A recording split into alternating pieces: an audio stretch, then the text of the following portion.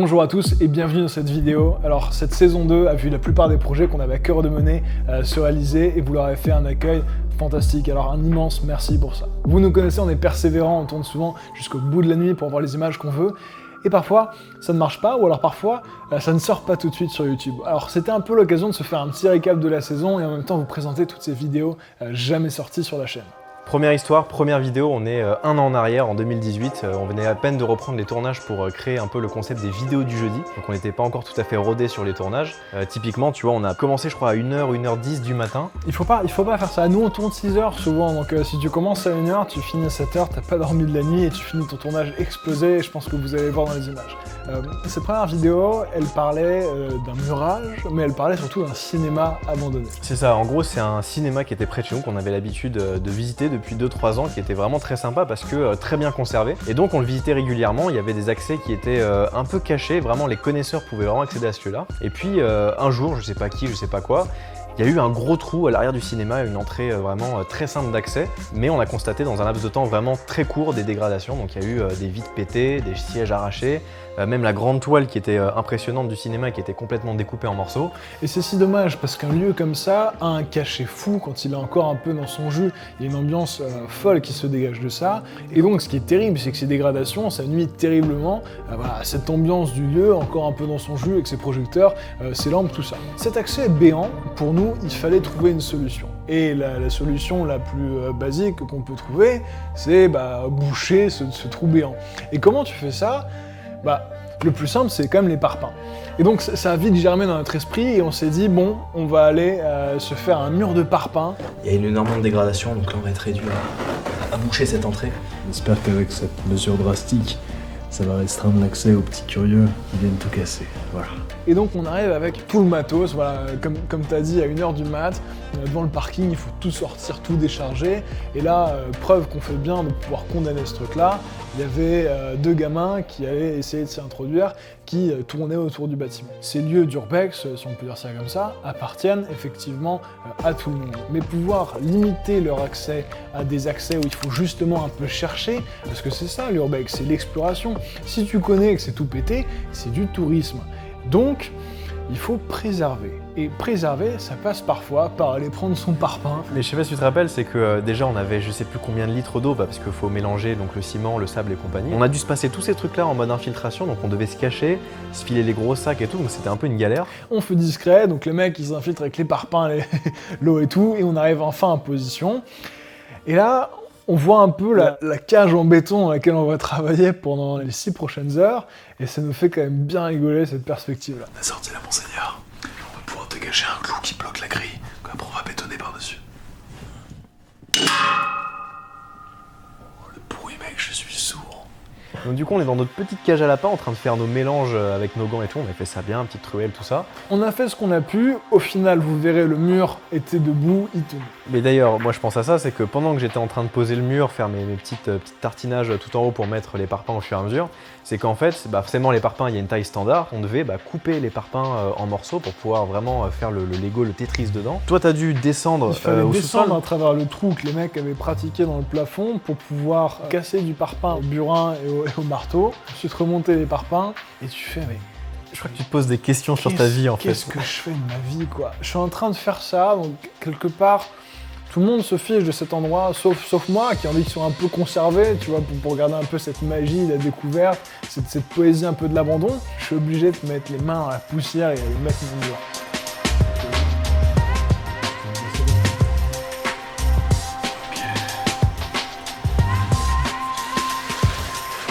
D'ailleurs, on sort du cinéma, on retourne par l'extérieur pour vérifier si le parpaing de l'autre côté était toujours bien foutu, bien solide. Donc on ajuste un peu ce qui manquait. On refoule la grille par-dessus. Je crois qu'on essaie de fixer la grille, mais bon là, fallait des trucs, des fers à souder, des machins, on n'avait pas le matos pour. Donc c'est aussi pour ça qu'en fait cette vidéo est pas sortie, c'est qu'il n'y avait pas trop de rebondissements. 2 mecs avec des parpaings sont allés quelque part dont tout le monde se branle pour aller monter un mur. Spoiler alert, ça a bien marché. Donc en termes de vidéo, on était un peu léger, donc on s'est dit bon, allez, pour nos débuts sur YouTube, on va passer ça sous silence. Et puis c'est surtout, c'était la première, donc il fallait aussi se roder sur tiens, combien de temps ça prend un tournage, comment on tourne, est-ce qu'il faut faire une intro, une outro, qu'est-ce qu'on dit finalement dans la vidéo. Et mine de rien, c'est une belle formation, moi je trouve, de rentrer dans le vif en fait, ouais, c'est ça. C'est l'erreur qui est hyper formatrice. Il faut faire plein de merde pour un jour et espérer sortir quelque chose de joli. Et c'est normal, c'est la vie. On apprend beaucoup, mais parfois on refait les mêmes conneries 2 fois. C'est-à-dire que dans cette prochaine vidéo dont on va vous parler, on est encore une fois parti un peu trop tard. Bon, pour plein de raisons, on travaillait sur les vidéos du jeudi, mais on est arrivé sur le lieu à 17h. On n'était pas encore en été, et donc forcément le soleil se couchait encore un peu tôt. Le concept de cette vidéo était très simple. Clément, vous l'avez vu dans la dernière vidéo, devait faire Ninja Warrior, donc on s'était dit, bon, il va quand même essayer de se préparer un peu à ça, donc on va s'installer une montée de corde, donc une montée de corde théoriquement la plus fidèle à l'émission. On voulait quoi, 30 mètres au minimum? Ouais, c'est ça. Bah en fait le truc, on l'avait accroché en haut d'une grue pour descendre, et donc là je voulais faire l'inverse, moi faire des montées de cordes pour à la fois me former à Ninja Warrior et puis taper un délire de, je sais pas, attacher une corde sur une grue, c'est cool, tu vois. Si je me rappelle bien, t'es monté avec le sac de corde pour pouvoir installer l'assurage là-haut. Ouais. T'as fait tomber donc la corde de grimpe à laquelle j'ai fait un nœud. Un nœud. Toi tu tirais, moi je galérais.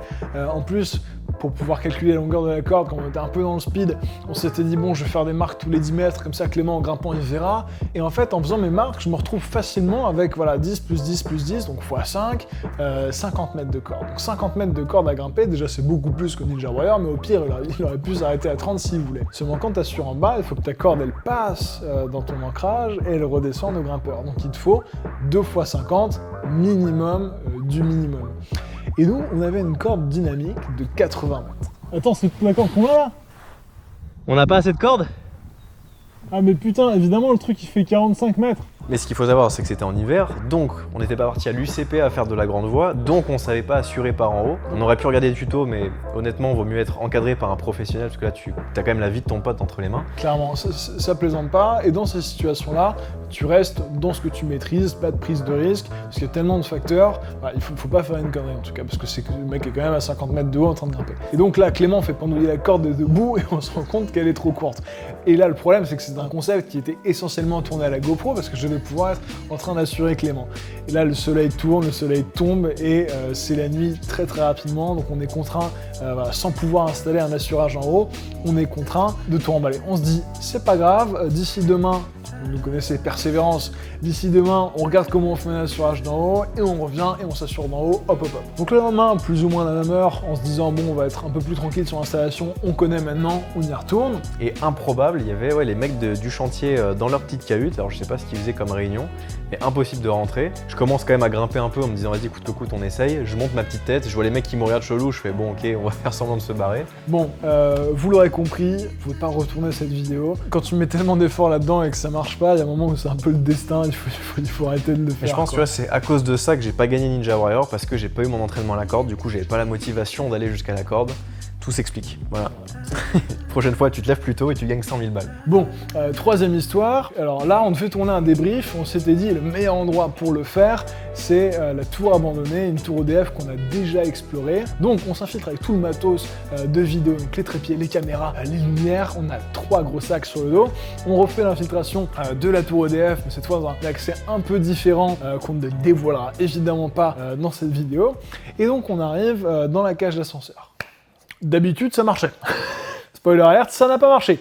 En fait, on a appelé l'ascenseur, donc l'ascenseur est venu, et en fait, le temps qu'il arrive, on a vu un deuxième ascenseur qui montait. Et donc là, notre ascenseur arrive, et on voit que l'ascenseur du garde s'ouvre. Et donc là, on se cache rapidement dans la pièce, on se cache derrière une sorte de grande bâche, et on prie pour qu'il ne nous voit pas. Et là, le mec sort, voit qu'il n'y a personne, parce que nous, on était cachés derrière la bâche, et donc là, on se dit, ok, la chance, la porte d'ascenseur encore ouverte devant nous. Mais en fait, ça, c'est même pas, on a dialogué, c'est pile quand le mec est passé, on s'est regardé, on a compris qu'il fallait le faire, on s'est compris tout de suite. En fait, les gars, c'est que on est vraiment passé dans le dos du mec en disant ok, il ne regarde pas, c'est bon, on passe. Donc là, on est rentré dans l'ascenseur, vite on a appuyé sur les boutons, et là le mec qui était donc dehors a entendu l'ascenseur se refermer, et il nous a couru dessus comme un dératé, c'est ce qu'il nous a dit après, il nous a couru dessus pour aller voir qui étaient ces mecs qui rentraient dans son ascenseur, qui étaient faufilés derrière lui. Et je pense que ça a dû lui faire peur parce que c'est vraiment un bâtiment entièrement abandonné qui est vide et lui il était tout seul, bon c'est un truc très grand. Et il voit des ascenseurs bouger, il va voir et après il entend des mecs dans son dos très proche qui reprennent l'ascenseur. Je pense qu'il a dû flipper en vrai, il a dû avoir la petite goutte de sueur. Il n'a pas dû comprendre.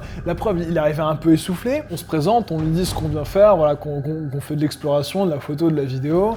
On en a pour une petite heure et demie de tournage. Est-ce que ça te dérangerait de pouvoir justement nous laisser l'accès à un étage pour pouvoir justement shooter ça? Aussi, il y a un truc, c'est que quand t'as des mecs qui infiltrent comme ça d'une manière déterminée un bâtiment, s'ils n'ont pas ce qu'ils veulent la première fois, t'es plus ou moins sûr qu'il faut revenir.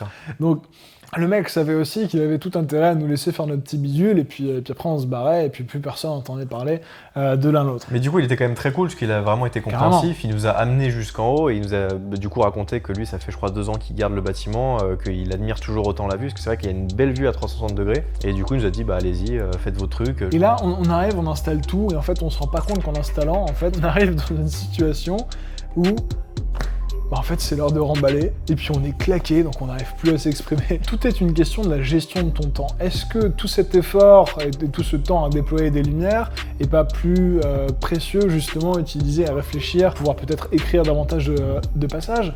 Et donc, t'apprendre tes erreurs, forcément. Nous, c'est encore une qu'on a faite. Ça nous fait quand même marrer de pouvoir revenir dessus. En plus, c'était des moments quand même rigolos avec cette infiltration juste derrière le mec. Mais juste pour ça, c'était un souvenir incroyable. C'était rigolo. 4e et dernière histoire, on était parti sur le pont d'Ivry, un pont très sympa pour ceux qui connaissent. On s'apprête à escalader le pont juste derrière moi pour réaliser une belle photo. En termes d'architecture, c'est assez cool, il y a une grande pente de béton qui monte comme ça, et on va peut-être pouvoir faire une photo avec le soleil devant nous, donc en contre-jour. Yes. On est monté au coucher du soleil pour faire quelques photos, on voulait faire des photos un peu kitsch, un peu rétro, au flash, façon Slavic Squat Yuri, parce qu'en fait il y avait un petit graphe Yuri, donc on trouvait ça assez rigolo. On fait des photos et on entend les sifflets. Donc alors les sifflets à Paris c'est pas les cigales, hein, c'est la police monsieur, désolé de vous l'apprendre. Et donc on voit une ribambelle de policiers qui s'avancent vers nous sur le pont. Hello, la descente elle est par là, ok? Donc on tape la petite grimpe de descente. Petit talon, petite inversée, etc. Donc on arrive devant les policiers, donc tout de suite ils arrivent, on vous siffle depuis 10 minutes, on vous a dit d'en haut qu'on rangeait le matos donc c'est un peu long, donc on leur explique. On dialogue avec eux et puis au final ils sont très cool, enfin ils ont vu déjà comment on a désescaladé, qu'on n'était pas non plus à l'arrache, qu'on maîtrisait les mouvements, qu'on faisait tout dans le bon ordre, mais du coup non c'était assez cool, au final on leur explique, on dialogue, même ils sont un peu curieux de savoir ce qu'on fait sur internet, YouTube, Instagram, etc. Donc ils regardent. Et ce qui est rigolo, c'est que 4 jours après, en faisant du speedrun, on les recroise. En faisant du sale mec. Calme-toi. On répétait vraiment des moves un peu rapides ou vraiment des enchaînements simples mais efficaces. Donc on se faisait des lignes complètes où on courait à balle et compagnie. Go!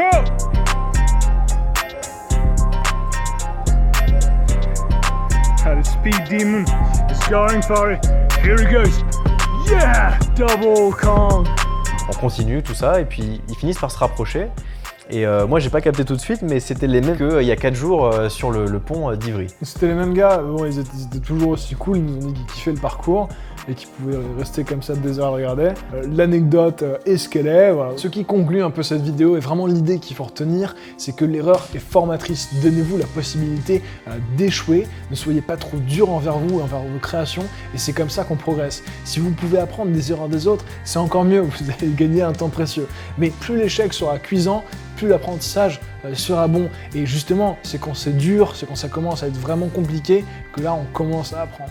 Et le dernier truc qu'il faut retenir, c'est que l'heure la plus sombre, elle est juste avant l'aube. Donc c'est quand vraiment on est au fond du gouffre qu'on n'en peut plus, ça peut que aller mieux.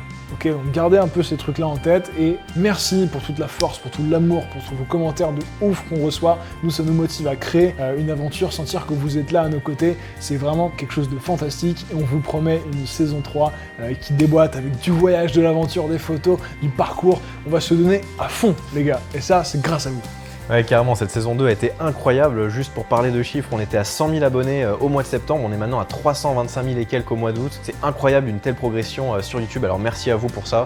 Et puis également, la saison 2, ça a été l'occasion de faire plein de chouettes projets. Je pense au débrief de Tchernobyl, de la Tour Eiffel que vous avez adoré. On a vraiment kiffé se replonger dans ces anciens souvenirs et de remettre en avant ces projets d'il y a quelques années. Donc c'était super chouette. Et puis je pense aussi à toutes les autres vidéos, je sais pas, le jeûne d'une semaine, toutes ces grues qu'on a pu grimper. C'est super cool de pouvoir vous présenter toutes ces d'infiltration jusqu'au bout de la nuit. C'était à chaque fois des moments de création hyper cool, ça nous a fait très plaisir de pouvoir vous le partager. Et surtout, on aimerait vous remercier, vous les tipeurs, ça nous a permis de faire continuer l'aventure, prospérer chacun des projets et surtout contrer ces problèmes de démonétisation qu'on avait et cette censure imposée par les annonceurs. Et donc on a très hâte de pouvoir vous présenter ces chouettes projets pour la saison 3. Pensez à vous abonner donc pour ne louper aucune de ces vidéos. Présentement, nous laisser un petit commentaire, un gros j'aime, ça nous aide à grandir, c'est le référencement, vous connaissez ça.